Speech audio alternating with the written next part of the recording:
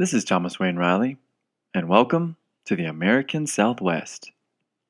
Episode 4, Part 1, The Buffalo Soldiers. I had wanted to open this episode with the Bob Marley song Buffalo Soldier, but the music just doesn't quite fit the theme of the American Southwest, seeing as how it's reggae. But it is a great song, and everyone should listen to it as soon as this episode's over.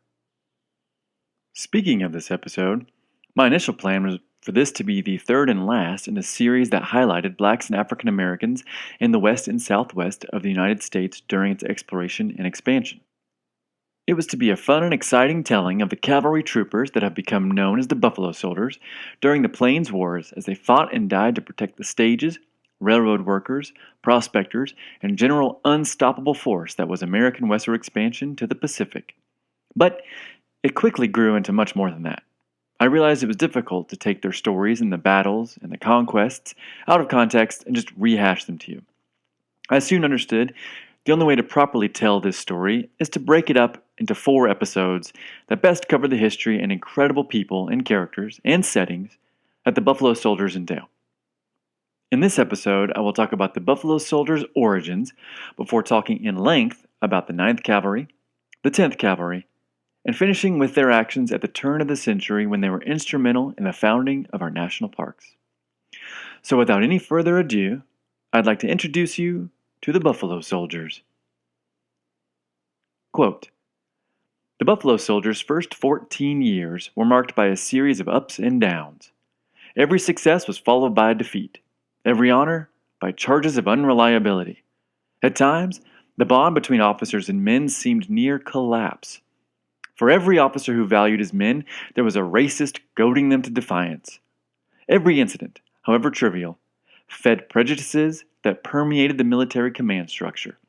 At times, the very survival of the black regiments was in question." End quote. Charles Kinner says that in his book Buffalo Soldiers and Officers of the 9th Cavalry, 1867 to 1898, which is a fantastic and wonderful book and one of the many I used extensively for this episode. Obviously, besides being soldiers and facing the constant fear and reality of death, disease, and a difficult lifestyle, the Buffalo Soldiers that made up the 9th and 10th US Cavalry faced the fun fact of being black in a world that had just gone to war over the slavery question. Kinner's quote above highlights the struggles they faced not only on the battlefield, but also in civilian life. After the Civil War, a massive demilitarization of the entire newly reunited States of America began, but it quickly became clear that some forces were still needed. Westward expansion was rapidly ramping up, and with it came constant conflict with the Native Americans who, for nearly 4 years, had enjoyed the United States' reduced threat due to distraction. But that threat was back with a vengeance and was about to be headed by men who had just fought their own brothers in a terribly costly war. In 1866, a year after that war, Congress passed the Army Reorganization Act, which doubled the size of the regular army and included the addition of 6 African American regiments, which would be the first professional black soldiers in the United States Army. It couldn't be ignored that almost 200,000 black soldiers had fought with the Union Army, and countless for the Confederates, whether by choice or by force.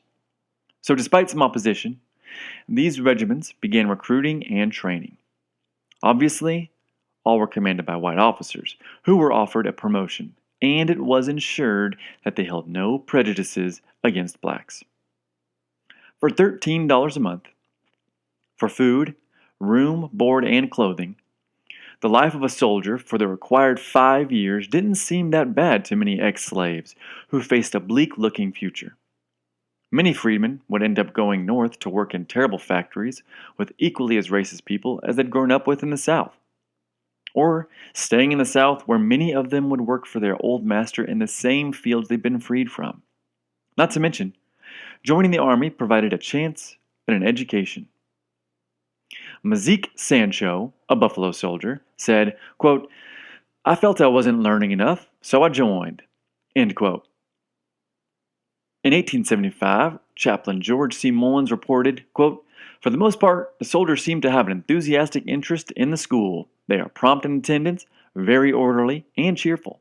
In learning to read and write, many of them make astonishing progress." End quote.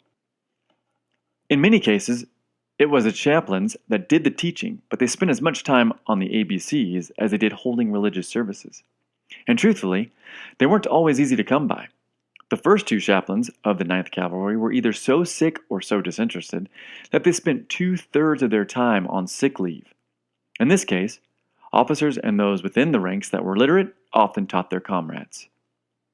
In doing research for this episode, I came across a story in the comments section at the nationalparks.org website by a user who had a great story that reflects many experiences that the Buffalo Soldiers would have had. Quote, "It was a particularly emotional moment for me when I visited the National Archives in D.C. and held in my hands my grandfather's first enlistment papers that he signed with an X because he was not able to read or write. My favorite uncle, grandfather's youngest child, now deceased, told me how superior officers taught illiterate Buffalo Soldiers to write. By the time my grandfather re-enlisted for his second 5-year tour, he was able to sign his name on the papers." End quote. When a company recruited a literate African American, he was usually appointed as quartermaster sergeant and in charge of maintaining supplies. Literate soldiers were so sought after that the height requirement was often waived. The height requirement, by the way, was 5 feet 4 inches.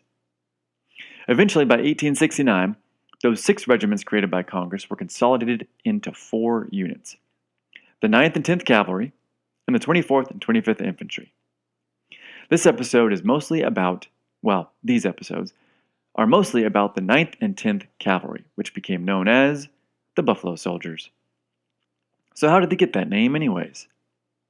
I saw a few theories, but the most oft-quoted one was that after Colonel Grierson's 10th Cavalry saw some intense action against the Cheyenne and Comanche, the Cheyenne bestowed upon them that nickname.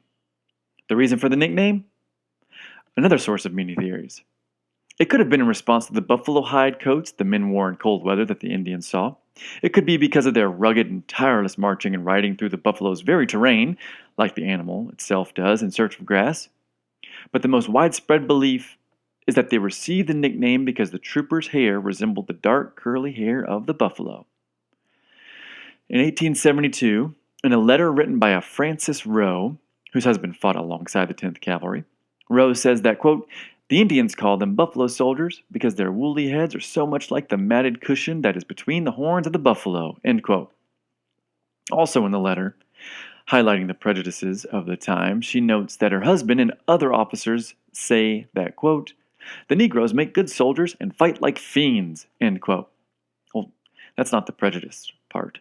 The prejudice comes in when she says right after those compliments that the real advantage to fighting with the Buffalo Soldiers was that, quote, "one can always have good servants around." End quote. To my surprise, I learned that while aware of the nickname, the troopers rarely used it amongst themselves. But they did see it as a sign of respect that the Indians would give them that nickname, seeing as how they so revered the creature I also love very much. And if you haven't checked out my episode on the buffalo, you should. At first, the Indians didn't care for the troopers, calling them, quote, "white soldiers with black faces," end quote.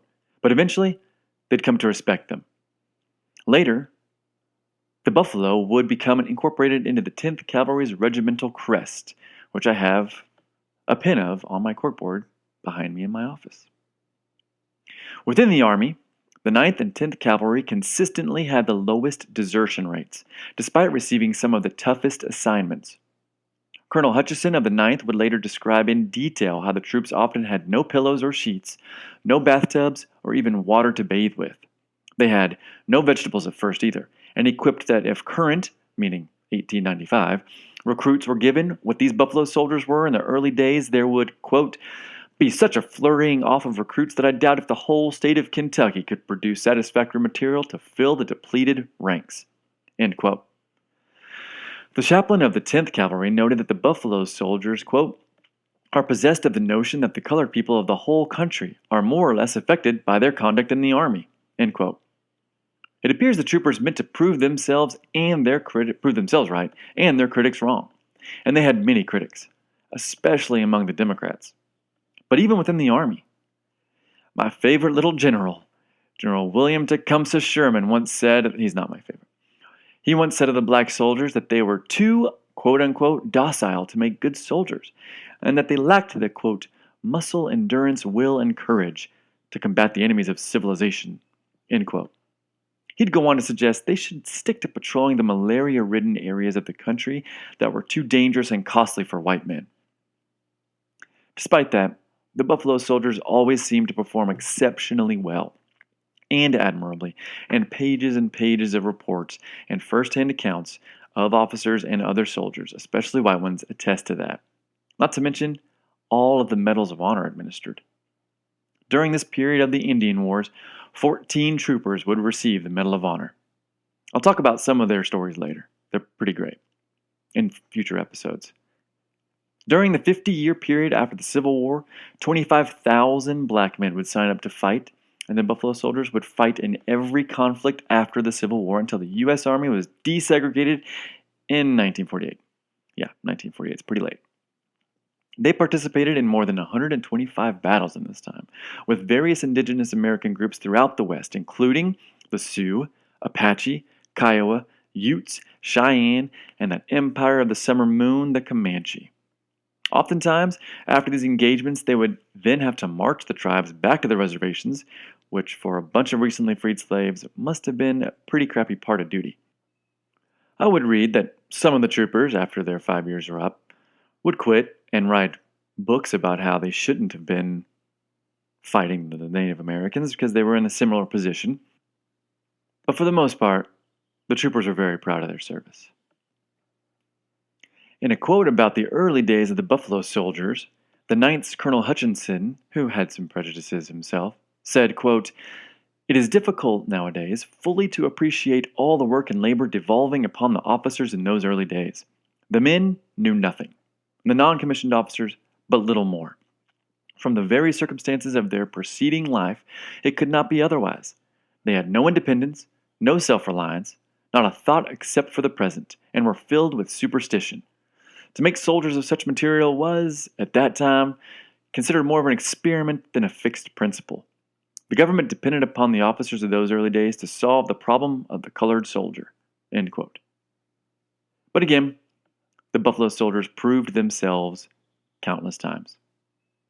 While being stationed, as Kenner put it, quote, "at minuscule posts scattered across the West from border to border," end quote, the Buffalo Soldiers of the 9th and 10th Cavalry helped secure the West for the United States from the Canadian to the Mexican border and from the Missouri River to the Pacific Ocean.